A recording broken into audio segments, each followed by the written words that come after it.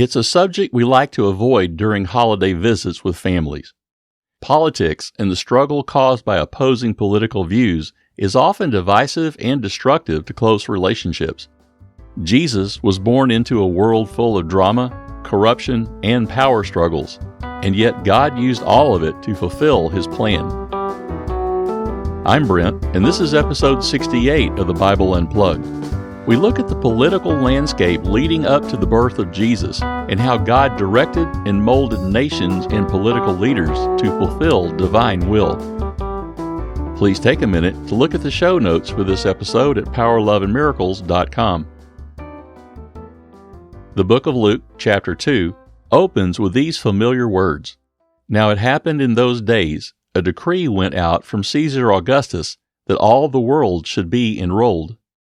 To Rome, it was a routine census. To Israel, it was another burden from the empire. To God, it was prophecy unfolding. But to understand the full weight of the Christmas story, we need to step into the political world that shaped it, how Augustus became Caesar, and how Herod connived his way into power. Let's take a look at Herod first. The Herods were Idumean, not Israelites. About 130 years before Jesus was born, the Jewish ruling family conquered Idumea and forced its people to convert to Judaism. The Herod family came from this group, Jewish by law but not by heritage. This created deep resentment among many Jews. Herod the Great rose to power through political maneuvering.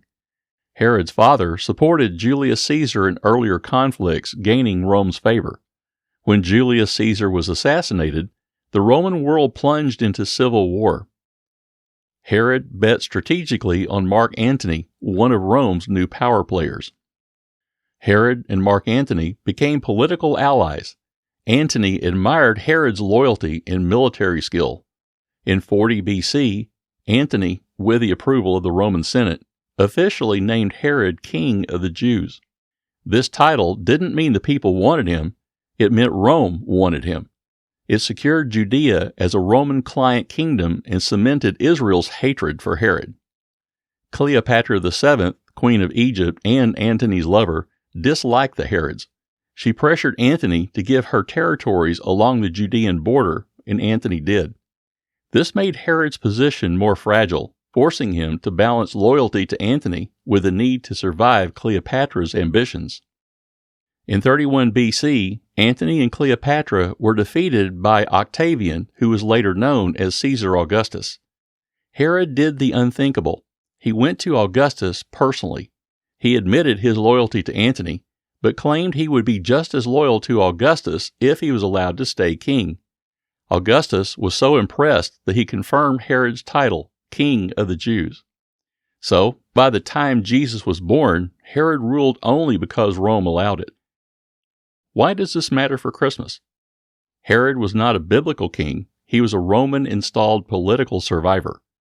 The census of Luke chapter 2, it reflected the tight grip Rome had over its territories, including Herod's puppet kingdom. When Augustus issued the census decree, he was unknowingly fulfilling a prophecy. The entire political machine that moved Mary and Joseph to Bethlehem had been set in place long before either of them was born. Human power struggles were unknowingly paving the way for divine prophecy. I have some takeaways from the politics of Christmas. God's Spirit is not confined to buildings, titles, or ordination. Every believer can hear, speak, and live out God's truth. God uses world events long before we see the purpose. The rise of the Herods, the fall of Antony, the decree of Augustus, all of it created conditions for prophecy to be fulfilled. No political leader is beyond God's influence. Caesars, kings, and rulers unknowingly played supporting roles in God's story. God is not threatened by corrupt systems. He works right through them. The Christmas story unfolded in a world full of instability, fear, mistrust, and tyranny. God positions His people exactly where they need to be, even when it comes through complicated and imperfect circumstances. I have some challenges for you this week. Pay attention to where you see God working in unexpected places. If God could shape salvation history through Caesar, Herod, and Cleopatra, He can work through your impossible situations too. Refuse to let politics steal your peace. The Christmas story shows that God's kingdom outlasts every earthly one. Look at your life with fresh eyes. Is there something that feels like a burden, a census, a responsibility, an unexpected detour that God may be using to guide you? Pray for wisdom and discernment. If God could guide Mary and Joseph through political chaos, He can guide you through the world you're navigating today. Yes, the music means we've reached the end of the episode, but I've got a lot more on the way. I hope this has been helpful. If so, please take a minute to give this podcast a high rating and share it with someone you know. In the next episode, we reach the conclusion of the Advent series with The Ongoing Christmas, when God uses our world to reveal His Son.